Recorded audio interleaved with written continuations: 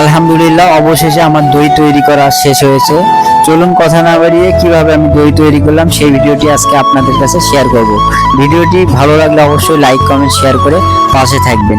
প্রথমে আমি দইগুলো একটি পাতিলে নিলাম, নিয়ে কিছুক্ষণ জাল দেওয়ার পরে ফুটন্ত হয়েছে। তো তারপরে অনেকক্ষণ জাল দেওয়ার লাগে, কারণ দই তৈরির জন্য যত আপনি জাল দিবেন তত ভালো। তারপর আমি দুধের গুঁড়া দিয়েছি, কেননা দুধের গুঁড়া দিলে একটু টেস্ট এবং স্বাদ দুইটাই বেড়ে যায়। সেই গুঁড়াগুলো ভালো করে পানির সাথে মিক্স করে, কারণ হঠাৎ করেই গরম পানিতে দিলে সেটা মিক্সড হবে না, যার কারণে প্রথমে আমি ঠান্ডা পানিতে মিক্স করে সেগুলো আবার পাতিলের মধ্যে ঢেলে দিই। পাতিলে ঢেলে দেওয়ার পর সেগুলো আবার ভালো করে নাড়াচাড়া করতে হবে, কারণ আপনি যত নাড়বেন তত ঘনত্বটা ভালো হবে। তারপর আমি একটা দই দিয়েছি, দোকান থেকে কেনা দই।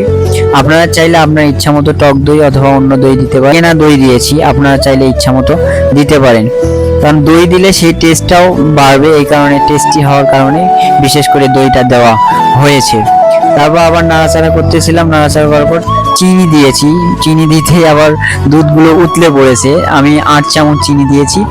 আপনারা যেমন মিষ্টি খান ঠিক তেমন করে চিনি দিবেন আপনাদের ইচ্ছা মতো, দিয়ে সেগুলো ভালো করে নাড়াচাড়া করতে হবে, কারণ আপনি যত নাড়বেন সেটা ঘনত্ব ততটাই বাড়বে, কারণ দই যত ঘনত্ব হবে তত ভালো হবে।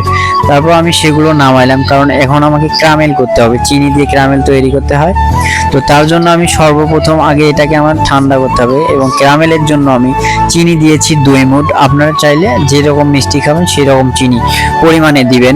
তো আমি ক্যারামেলের জন্য 2 মুঠ চিনি দেওয়ার পর সেগুলো যতক্ষণ না পর্যন্ত ফুটান্ত হচ্ছে ততক্ষণ আমি এগুলো নাড়তে থাকবো। কোনো পানি দেওয়া যাবে না, কারণ এটা শুধু ক্যারামেল হবে একদম লাল। দইটাকে লাল করার জন্য এই ক্যারামেলটাই হচ্ছে মূল। তাছাড়া যদি আপনি ক্যারামেল না দেন তাহলে কখনোই দই লাল কালার আসবে না আর কি। তারপর চিনিটা সেই ফুটন্ত হয়েছে। ফুটন্ত হওয়ার পর আমার একটু বেশি পুড়ে গিয়েছিল, যার কারণে আবার একটু অন্যরকম একটি ঘ্রাণ এসেছে। তারপর আমি সেগুলো আবার পাতিলে ঢেলে দিলাম, কারণ দই বানানোতে এই ক্যারামেলটা হচ্ছে মূল বিষয়। তো এগুলো এখন নাড়াচাড়া করতে হবে, যত মিক্সড করব তত ভালো, কেননা ক্যারামেলটা না হলে আবার তিতা লাগবে। আমার যেহেতু একটু পোড়া গিয়েছিল এই কারণে আর কি, পোড়া পোড়া ঘ্রাণটা বেশি ছিল। তারপর সেটা ভালো করে নেড়ে ছেড়ে এখন ঠান্ডা করতে হবে। ঠান্ডা করার পর দইটা আপনি যেখানে রাখবেন সেখানে রাখতে পারেন। আমাদের একটা যেহেতু মাটির প্লেট ছিল সেই প্লেটে রাখছি, এবং দইয়ের খুঁটি ছিল আমার 4টা, সেগুলোতে আমি রেখে দিয়েছি। তো কেমন মিষ্টি হয়েছে সেটা আমি আগে টেস্ট করলাম। টেস্ট করে দেখলাম যে মোটামুটি মিষ্টিটা স্বাভাবিক আছে, কারণ আমরা একটু মিষ্টি বেশি খাই, কিন্তু সেই তুলনায় একটু মিষ্টি স্বাভাবিক রাখছি। আমার পছন্দ হলে তো হবে না, সবার পছন্দ হতে হবে। তারপরের দিন আমি দইটা টেস্ট করলাম, আসলে দইটা একটা ভালো ছিল আর কি, সেটা বলার বাহিরে। যেহেতু প্রথমবার করলাম তাই আর কি দোকানের মতো হয়নি হয়তোবা, কিন্তু ওর চেয়ে একটু সামান্য আর কি কম হয়েছে।